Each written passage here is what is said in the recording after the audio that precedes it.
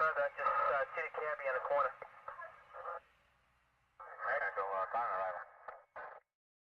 I think the most important thing in life is clean underwear. If you're making it anywhere in the world, your underwear is clean. If you're homeless, you can still get a job with squeaky clean underwear. In the worst prisons on earth, they require that it must be as white as George Bush. If you have dirty underwear, either you're lazy or you've hit rock bottom.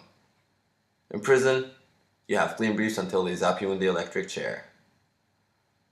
Over the past 2 years, I've thought about what the most important thing to man is. I skipped through the easy ones first: sex, money, intellect, the need to buy organic fried celery. No, humanity doesn't need all that stuff the most. They need it a lot, but not the most.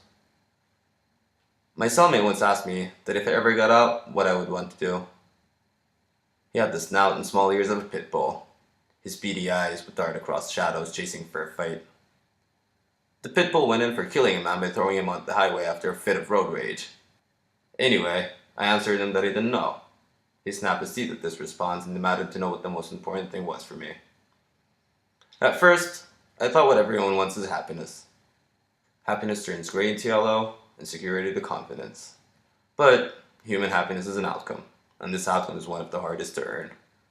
You can't buy it, sell it, steal it, eat it, or fuck your way to happiness.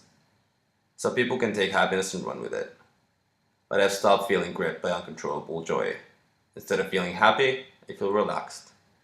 This calmness mellows my nerves, numbs my body, but doesn't warm myself the way happiness does. I don't feel cold or hollow inside, but I feel like there's more than pure happiness that drives people. Then, I thought it was giving and receiving love. Everybody wants the warm body beside themselves. I had Pitbull next to me for 2 years. It is beautiful when you're overcome with this sense of belonging. If everybody lived in a friendly community that accepted anybody and knew you by name, there would be no more murders in this world. Pill-popping mothers would talk to their butchers and cheating husbands would chat with their grave diggers. But then I realized something. Is it possible to achieve your happiness and love in a place that is tyrannous, suffocating, or controlled? In those circumstances of absolute rule, people would die for happiness, love, fair trade food, unfair trade food, everything.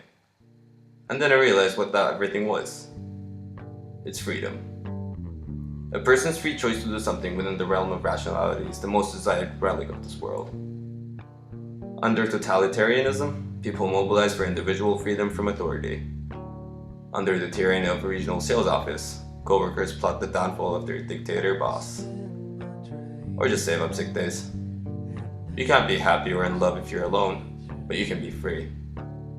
I remember as a kid that one of the biggest movements of my childhood was when I could, for the first time, round down to the corner store and buy chocolate with my own money. Or when I got the freedom of movement when I got my parents' old car. Or when I got the freedom from parental financial assistance when I got my first good paycheck. But soon, these freedoms became less and less often. The freedom not to mow your own lawn, the freedom to watch sports instead of HBO romance. I look like an idiot when I say I care about freedom the most. Because of course I do, I'm on death row. I'm fed in 5 minutes. I know I'm gonna die. I have no freedom with that. Everybody dies though. Nobody has that liberty. The last freedom I have, the last free choice I have, is whether I fight or surrender to death. Death sits there. He owns a rundown laundromat on a side street, and he smells like baby powder. This is his favorite theater in town. I could stand up to death.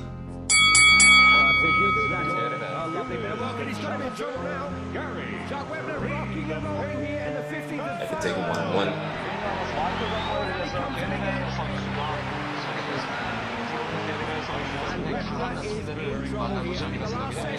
Be knocked out in the 6th round.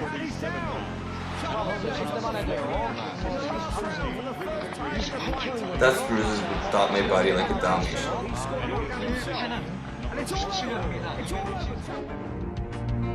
Or I could surrender to death.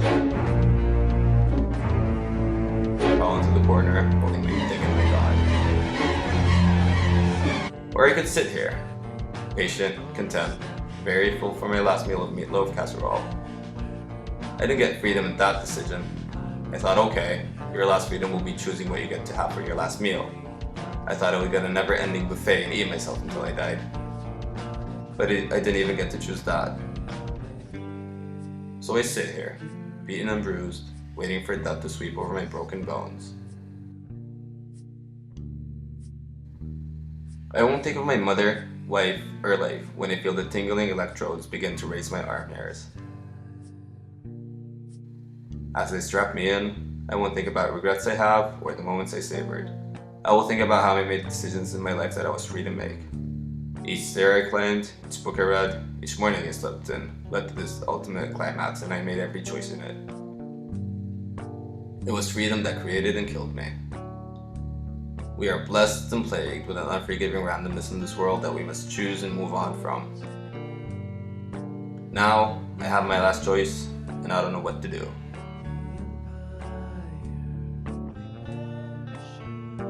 Just sit, be relaxed, and pretend like you're at death's laundromat, watching your clothes washing. Let death fall over you like wet, soapy underwear.